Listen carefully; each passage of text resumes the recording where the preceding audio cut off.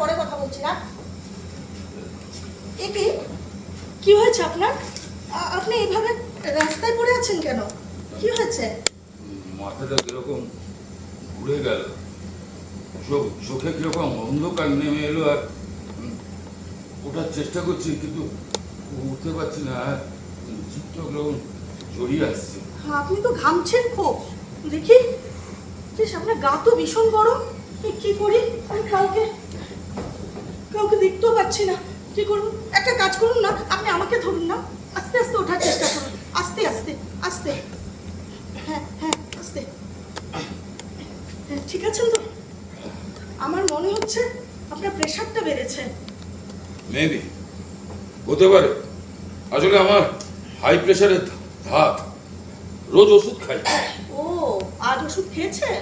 না, মানে গতকাল রাতে ও ওষুধটা শেষ হয়ে গেছে, আজ কিনবো বলে বেরিয়েছিলাম আর কি।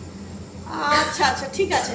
আপনি একটা কাজ করুন, আপনি আমার সাথে ওই কেমিস্ট শপটাতে চলুন তো, একটু প্রেশারটা চেক করিয়ে নেবেন।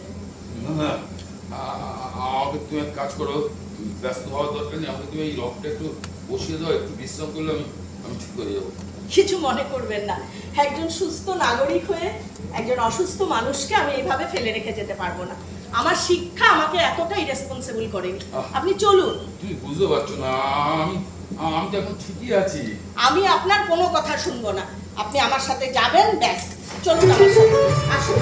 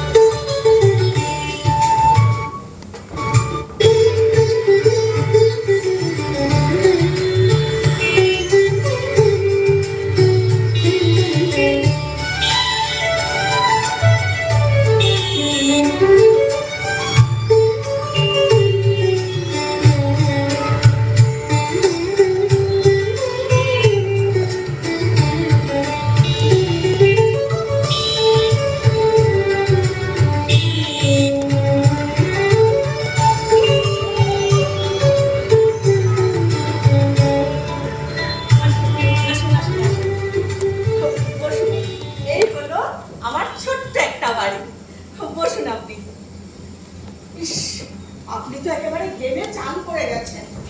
এই গরমে এই রোদের মধ্যে কেউ বেরোয়? ফ্যানটা একটু চালিয়ে দেব? হ্যাঁ, পাখাটা একটু চালিয়ে দিচ্ছি। এই গরমে রোদের মধ্যে বেরোয় কেউ? না, তুমি মিছিমিছি ব্যস্ত হচ্ছ মা। আসলে দেখো, আমার তো এখন একটু ঠিকই আছে। তুমি আমাকে বাড়িতে যেতে দিলে না, সোজা কেমিস্ট শপ থেকে এখানে নিয়ে চলে। আপনি ঠিকই আছেন? কি পরিমাণ প্রেশারটা বেড়েছে সেটা দেখেছেন তো? আর ওই কেমিস্ট শপের লোকটা কি বলেছে সেটা মনে আছে? যেভাবে পড়ে গেছিলেন, একটা ফ্যাটাল ইনজুরি হতেই পারতো। হ্যাঁ, হতেই পারতো। বলে হয়তো সারা জীবন প্যারালাইজড হয়ে পড়ে থাকতাম। ভাগ্যে যদি থাকতাম, ঠান্ডাতে বাঁচতাম। প্লিজ, এভাবে ভাগ্যের দোহাই দিয়ে নিজের শরীর নিয়ে ছেলে খেলা করবেন না। তাছাড়া তো রোদের মধ্যে বেরোয়া দরকারটাই কি আপনার? ছাতা ছাড়া কেউ বেরোয় রোদের মধ্যে? না, আসলে ওই হোটেল থেকে খাবার কিনবো বলে ওই ভাত, ডাল, মাছ, তরকারি, সেই জন্য। কেন, আপনার বাড়িতে কেউ নেই? হ্যাঁ, আছে আছে আছে, একটা কাজের মেয়ে আছে, সে রোজ ওই আমাকে রান্না করে দিয়ে যায়। এমনিতে ছুটি ছাটা নেয় না, তা হঠাৎ করে বললো যে তার ভাইয়ের বিয়ে, কতদিন ছুটি চাই, তাই দিয়ে দিল। ও আচ্ছা, তার মানে আপনার পরিবারে আর কেউ নেই, তাই তো? ছিল ছিল, অনেকেই ছিল। আসলে আমি চিরকালই ওই বেহিসেবি বেপত, তাই সব থেকে ওরকম হারিয়ে ফেলেছি। জীবনের প্রথম দিকে না গান বাজনা করতাম, তারপরে ওসব ছেড়ে ছুড়ে দিয়ে একটা বড় কোম্পানিতে চাকরি পেলাম, আর সেই চাকরি সূত্রে বাইরে বাইরে থাকতে হতো, সেই থেকে একলা জীবনটা অভ্যেস করে ফেলেছি। আচ্ছা ঠিক আছে, আপনি এখন একটু বসুন চুপ করে, আপনার জন্য আমি এক গ্লাস শরবত করে নিয়ে আসছি। এই দেখো আমি কেন ব্যস্ত হচ্ছে বলো তো, আর তাছাড়া আমাকে এই বয়সে ঋণী নাই বা করলে। আপনি বসুন তো চুপ করে, দেখবেন ওই শরবতটা খেলে না আপনি অনেকটা সুস্থ ফিল করছেন। আপনি বসুন, আমি চট করে নিয়ে আসছি। বয়সের একটা সময় আসে যখন এরকম শাসন করার লোকের খুব দরকার। চিরকালই তো নিজে যা ভালো বুঝেছি, যা মনে করেছি ভালো, তাই করে গেছি, কারোর কথাকে আমল দিই। হ্যাঁ, কিন্তু এখন সে ক্ষমতাও নেই, আর ক্ষমতার দম্ভও নেই। বয়সের সাথে সাথে বোধহয় অনেক কিছু হারাতে হয়। এই নিন, এই শরবতটা ঢক ঢক করে গলায় ঢেলে নিন তো, দেখবেন আপনি পুরো ঠিক হয়ে গেছেন। নিচ্ছি নিচ্ছি। আচ্ছা এই দেখো, এতক্ষণ ধরে তোমার সঙ্গে আছি, অথচ তোমার নামটাই জানা হয়নি। কি নাম তোমার? আমার নাম সৌমিলি, ডাক নাম রিঙ্কু। সৌমিক? পদবী ব্যবহার করি না। পদবী ব্যবহার করো না, বাট ভাই আচ্ছা, একটা পদবী কি মানুষের পরিচয়, তার শিক্ষা, তার মানবতা বহন করে? বোধহয় না, বরং তার ধর্ম, বর্ণ, শ্রেণী এসব বহন করে। বা এটা তো খুব ভালো বললে। এসবই আমি মায়ের থেকে শেখা। মায়ের চোখ দিয়ে আমার এই জগৎটা দেখা। ছোট থেকে তিনিই ছিলেন আমার বাবা, মা, বন্ধু, সবটা জুড়ে ছিলেন। আমি জানতাম আমার পৃথিবী মানে আমার মা। বিদ্যাসাগর থেকে শেক্সপিয়ার, সচিন টেন্ডুলকর থেকে পিসি সরকার, হিমালয় থেকে কন্যাকুমারিকা, সবটা তো আমি মায়ের চোখ দিয়েই দেখা। তা তিনি কোথায়? আছেন, তবে আমার সঙ্গে থাকেন না, অন্য। অন্য? কিন্তু কেন? হয়তো সময় আমাদের একসাথে থাকতে দেয়, তাই। ঠিক বুঝলাম না। বুঝলেন? বলছি, তখন আমার 19 বছর বয়স। সবে আমি হায়ার সেকেন্ডারি পাস করেছি। আর সেই সময় আমার মা একটা সম্পর্কের মধ্যে জড়িয়ে পড়ে, মানে মানে মায়ের অফিস কলিগ আর কি। আমি না ব্যাপারটা বুঝতে পারি, আর মাও দেখে আমার থেকে আর কিছু লুকোয়নি। আসলে তখন তো আমরা একে অপরের খুব ভালো বন্ধু ছিলাম। জানেন জানেন আমি নিচে দাঁড়িয়ে থেকে রেজিস্ট্রি করালাম, আমি উইটনেস হয়ে সই করলাম। তারপর ওদের বিয়ের পর কিছুদিন আমরা একসাথেই ছিলাম। তারপর আমি বুঝতে পারলাম মায়ের ওই নতুন স্বামীটি আমাকে নিয়ে খুব প্রবলেম হচ্ছে। আমি তাদের বড্ড বোঝা হয়ে উঠেছি। তোমার মা? মা মা সেই সময় একটু হলেও দিশেহারা। ঠিক কি করবে মা বুঝে উঠতে পারছিল না। আর আমি তখন নিজে গিয়ে মাকে বলি, মা আমি কোথাও পেইং গেস্ট হয়ে থাকি। মা দেখি এক কথায় রাজি হয়ে গেল। আর আমিও সেদিন বুঝতে পারলাম মার ওই নতুন স্বামীটি আমার থেকে অনেক অনেক বেশি প্রয়োজনীয় মার কাছে। কিন্তু তোমার তো তখন লেখাপড়া চলছিল। হ্যাঁ, একদিকে পড়াশুনো মা খরচা দিতে চেয়েছিল, কিন্তু একদিকে পড়াশুনো, অন্যদিকে বাড়ি ভাড়া, টিউশন খরচা, সবটাই আমি একা চালিয়েছি। এইভাবেই গ্র্যাজুয়েশন, এইভাবেই মাস্টার্স। এখন তুমি কি করছো? বাংলা সাহিত্যে অনার্সের পর বিএড, তারপর টেট পরীক্ষা দিয়ে দিতে বলি। এর জন্য কিন্তু আমাকে ঘুষও দিতে হয়নি, আর চাকরি খোয়াতেও হয়নি। খুব ভালো কথা বলতে। বলছি যে মায়ের সঙ্গে আর যোগাযোগ? তারা বোধহয় আর রাখতে চায় না, সেটা আমায় বারবার বুঝিয়ে দিয়েছে। আচ্ছা, তোমার তো জীবনটা এখন অনেকটা পড়ে রয়েছে, তোমার ভবিষ্যৎ নিয়ে তুমি কিছু ভাবছো না? বিয়ের কথা বলছেন? হ্যাঁ। ছোট থেকে এই শব্দটার প্রতি আমার একটা অনীহা তৈরি হয়েছে। ভুল করছো, ভুল করছো তুমি। একদিন দেখবে এই ঘরের সিলিংটা তোমায় বলছে তুমি একা। হ্যাঁ, যে ভুলটা আমি করেছি সে ভুলটা তুমি করো না প্লিজ। এই কি আপনি এত এক্সাইটেড হচ্ছেন কেন? বসুন বসুন। এত এক্সাইটেড ভালো না আপনার জন্য। বসুন বসুন বসুন, একটু শান্ত হয়ে বসুন। আচ্ছা, আমি এখন একটা কাজ করি। আমি আপনার জন্য দুপুরের খাবারের ব্যবস্থা করি। ভাত, ডাল, আলু পটল তরকারি আর পার্শে মাছের ঝাল চলবে? ভালো তো। চাটনি আমের চলবে তো? ওটা তোমার ফেভারিট। তাই? তাহলে আপনি বসুন, আমি চট করে আপনার খাবারটা তৈরি করে নিয়ে আসি। কিন্তু আপনি এভাবে একা একা বসে থাকবেন, বোর হয়ে যাবেন। অ্যাকচুয়ালি কি বলুন তো, আমার না টিভি দেখার একদম নেশা নেই। তাছাড়া আমি সময়ও পাই না, যেটুকু দরকার মোবাইলে হয়ে যায়। তাই টিভিটা আমার আর কেনা হলো না। কিন্তু আপনি তো বোর হয়ে যাবেন। আমি আপনাকে একটা গল্পের বই দিচ্ছি, আপনি সেটাই পড়ুন, ঠিক আছে? আপনি গল্পের বইটা পড়তে থাকুন, ততক্ষণ আমি খাবারটা তৈরি করে নিয়ে আসবো। না না, গল্পের বই না, আমি আপনাকে একটা অন্য জিনিস দিচ্ছি। আপনি এই অ্যালবামটা দেখতে থাকুন। এই অ্যালবামে আমার ছোট থেকে বড় হওয়া পর্যন্ত প্রতিটা স্টেজ আছে। আপনি এটা দেখতে থাকুন, আমি খাবারটা নিয়ে আসছি, ঠিক আছে? স্মৃতির স্মরণী বে কেনা চাইছে, হারিয়ে যাওয়া অতীতকে ফের ফিরে পেতে কেনা চায়। সুখে দুঃখে মাখামাখি মনে এলে পরে জলে আঁখি। হারানো অতীত সে যে বড় দামি, কেউ বুঝুক না বুঝুক বোঝে অ্যালবামি। বাহ, দারুণ। বসুন আপনি, আমি খাবারটা নিয়ে আসছি। যাও যাও যাও। কিশোরগঞ্জে মাসির বাড়ি, মামার বাড়ি সাতুলপাড়, বাপের বাড়ি বামুন বাইরা, নিজের বাড়ি নাই আমার।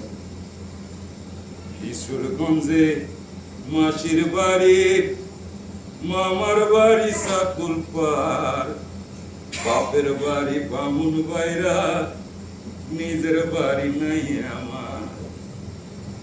আমি তো জেমে জলের ঢেউ, আমি তো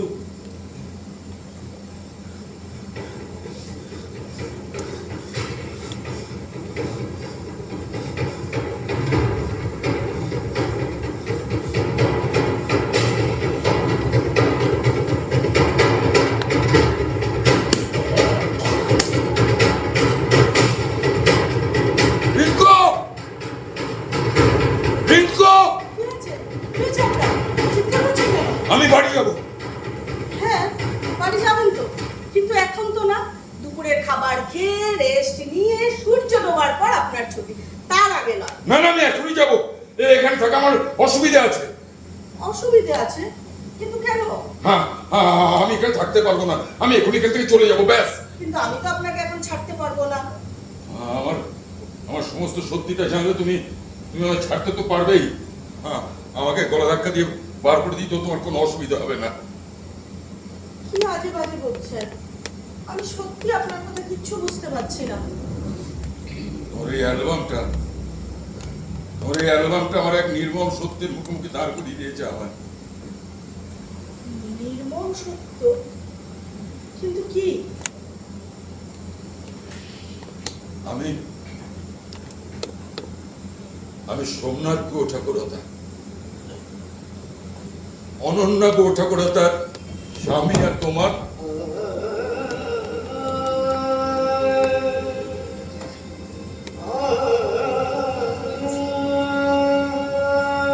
আপনি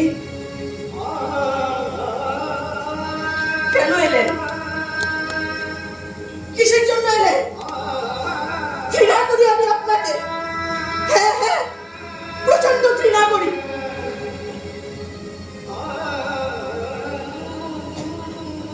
সত্য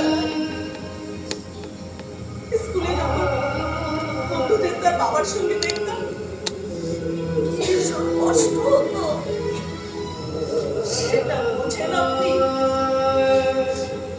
সবাই বাবার কথা জিজ্ঞেস করলে তুমি লজ্জায় কুঁকড়ে থাকতাম। কি সব কষ্ট, সেটা বোঝেন আপনি? সেটা বোঝার ক্ষমতা আছে আপনার? আপনি জানতে চাইছিলেন না কেন আমি আপনার পদবি ব্যবহার করি না?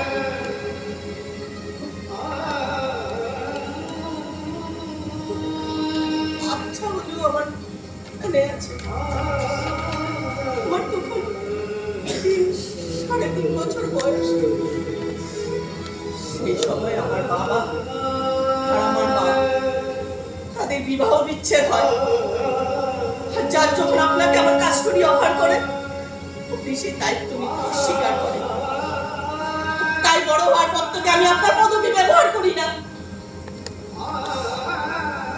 আমার নাম রিঙ্কু, এখন এপিডেপিড করে সৌমিনী রিঙ্কু করে নিয়েছি। যার পদবি বহন করতে তুমি লজ্জা পাও, ঘৃণা করো, আনফরচুনেটলি আমি তোমার সেই হতভাগ্য বাবা। কেন দেখা দিলেন আপনি আমায় এতদিন পরে? কেন এলেন? কেন আমার একটু একটু করে সাজানো এই পৃথিবীটাকে আপনি টালমাটাল করে দিলেন? ছোট থেকে কোন অপরাধটা করেছি আমি? বলুন না, বলুন না, কোন অপরাধটা করেছি আমি? আমার কি দোষ ছিল? অপরাধ তো তোমার নয়, অপরাধ আমার। অপরাধী আমি। তা না হলে চোখের সামনে নিজের আত্মজাকে দেখে তাকে কাছে টানতে পারি না। তাকে দেখে মুখ লুকিয়ে পালাবার ইচ্ছে করে। তবে হ্যাঁ, বিচ্ছেদ আমি চাইনি। বিচ্ছেদ চেয়েছিলেন তোমার মা। হ্যাঁ, এটাই সত্যি। একটা সময় আমি মঞ্চে মঞ্চে গান গাইতাম। তখন কলকাতা, শহরতলি, মফস্বল, গ্রাম বাংলায় রাত ভর জলসা হতো। আর সেই জলসায় মাচা শিল্পী হিসেবে বেশ বেশ নামডাক হয়েছিল আমার। বেশ কদর করতো সবাই। তাই অনেক অনুষ্ঠানও পেতাম। কখনো হেমন্ত, কখনো মান্না, কখনো শ্যামল মিত্র, কখনো সচিন কর্তা। বাঁশি শুনে আর কাজ নাই, সে যে ডাকাতিয়া বাঁশি। কিংবা অখিল বন্ধু ঘোষ, তোমার ভুবনে ফুলের মেলায় আমি কাঁদি সারায়। ও গো কমলিকা। আমার গান শুনে তোমার মা আমার হাতটা ধরেছিলেন আর কথা দিয়েছিলেন যে আমার এই হাতটা তিনি সারা জীবন শক্ত করে ধরে থাকবেন। কথা রাখতে পারেননি। আসলে আস্তে আস্তে এই জলসাগুলো কমতে শুরু করলো। রাতভর জলসাগুলো প্রায় বন্ধ হয়ে গেল। আমাদের অনুষ্ঠানে ভাটা পড়লো, কাজ কমলো, অর্থ কমলো, সচ্ছলতা কমলো, অসচ্ছল হতে শুরু করলাম। আর তোমার মা আমার সেই অসচ্ছলতা মেনে নিতে পারলেন না, তাই মিলছে। তবে অপরাধ আমি করেছি। তোমাকে আমি আমার কাছে রাখতে পারিনি, এটা তোমার অপরাধী। আসলে তোমার মায়ের এককালীন খোরপোশ দিতে গিয়ে আমি নিঃস্ব হয়ে গেছিলাম। তাই তোমায় রাখার সাহস পাইনি। অপরাধ তো আমি করেছি, বড় পাপী আমি জানো। কিন্তু ঈশ্বর, আজকে তীরটা না দেখালে তোমার কি খুব ক্ষতি হতো? ঈশ্বর, আজকে তীরটা না দেখালে তোমার কি?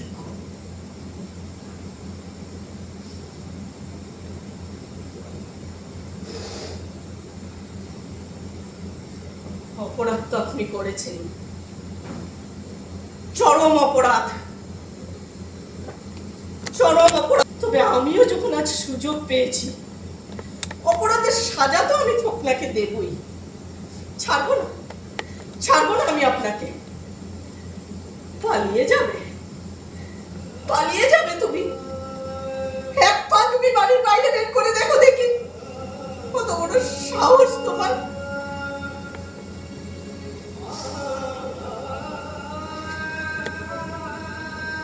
আমিও যে রোজ এই পৃথিবীতে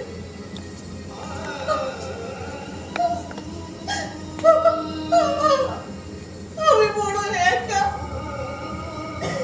ভীষণ একা।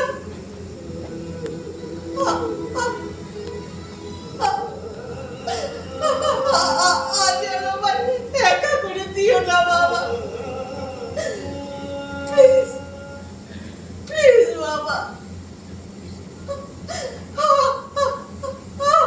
আজ আর আমায় একা করে দিও না।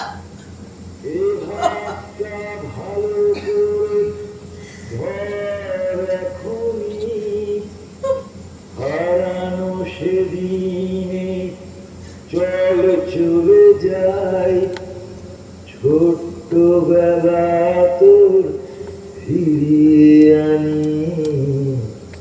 আয় কুকু আয়, আয় কুকু আয়, আয় কুকু আয়, আয় কুকু আয়।